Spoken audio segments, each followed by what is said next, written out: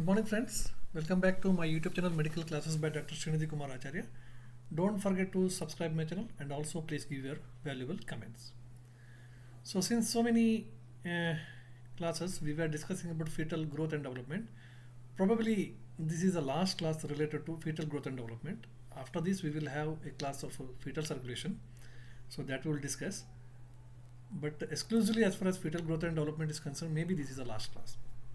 So we were discussing about placenta. We have seen the formation of the placenta. In the next class we have seen the functions of the placenta, and today we will have the last, that is clinical conditions related to the placenta, applied aspects.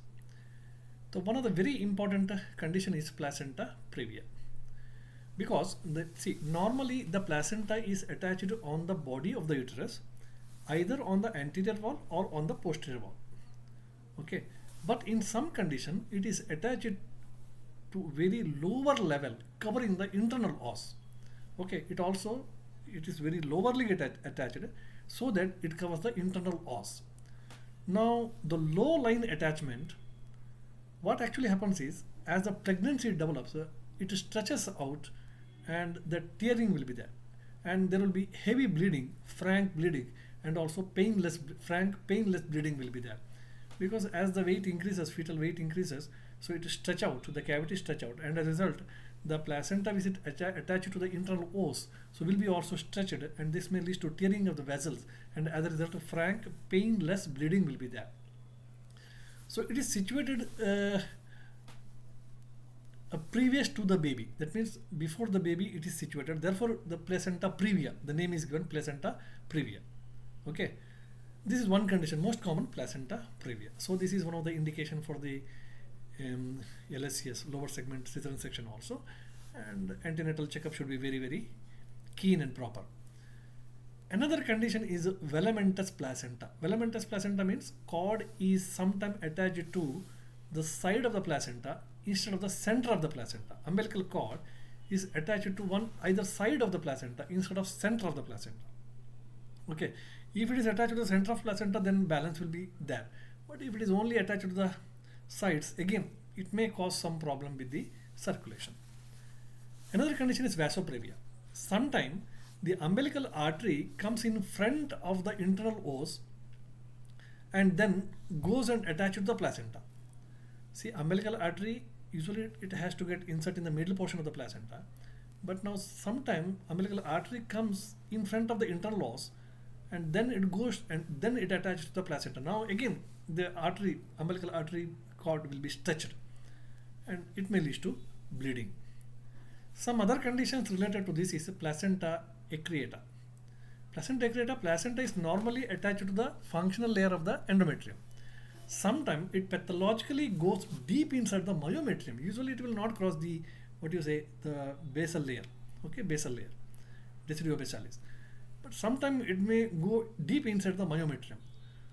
So what happens during the time of the delivery, myometrium contracts, isn't it? So that time the bleeding can occur. That time it may lead to bleeding. Heavy bleeding can occur during the delivery. This is one problem. Another one is placenta percreta. Placenta percreta.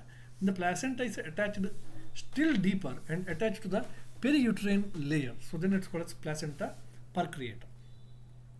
Similarly, placenta bipartite and tripartite. Placenta bipartite and tripartite. There will be 2 or 3 lobes will be there. Once they get retained there itself of the delivery, leading to the bleeding. That means placenta has got 2 or 3 lobes, and after delivery one lobe may get retained there itself. Okay, so it may lead to delivery. It may lead to a lot of bleeding after delivery. That is one more important condition. Placenta abrupto placenta. Placenta separate early in the uterus, and that is before the childbirth. This is a dangerous condition again. Okay, baby is still there, but placenta separated only. Baby is still inside the uterus and the contractions is not up to the mark, but placenta is separated. Okay, a very dangerous condition, because baby will have a lot of hypoxia, asphyxia, etc. So these are some of the common clinical conditions which are associated with the placenta that we should understand. Now, circulation system developed by the fetus during the fetal stage to utilize the maternal blood from the placenta So that is called as fetal circulation. Okay, so fetal circulation, the placenta plays a very important role. That means source of blood to the baby is from the placenta. From the maternal side, it come to the fetal side, and then it circulates. So smooth transition of the fetal circulation into the adult type of or systemic circulation immediately after the birth is very much important. Immediately after the birth is very much important. So in the fetal circulation, the pulmonary circulation which exists in the adult is replaced by passing of the blood through the heart. So last part of the fetal development, that is fetal circulation. So that we will discuss in the last class. Otherwise, if you exclude this fetal circulation, almost all we have covered complete description of the fetal growth, starting from fertilization till the development of the fetus completely, all the structures. Okay, so thank you very much. In the next class onwards, we will look into the fetal circulation, and we'll have 1 or 2 classes related to fetal circulation, which completely concludes this particular topic.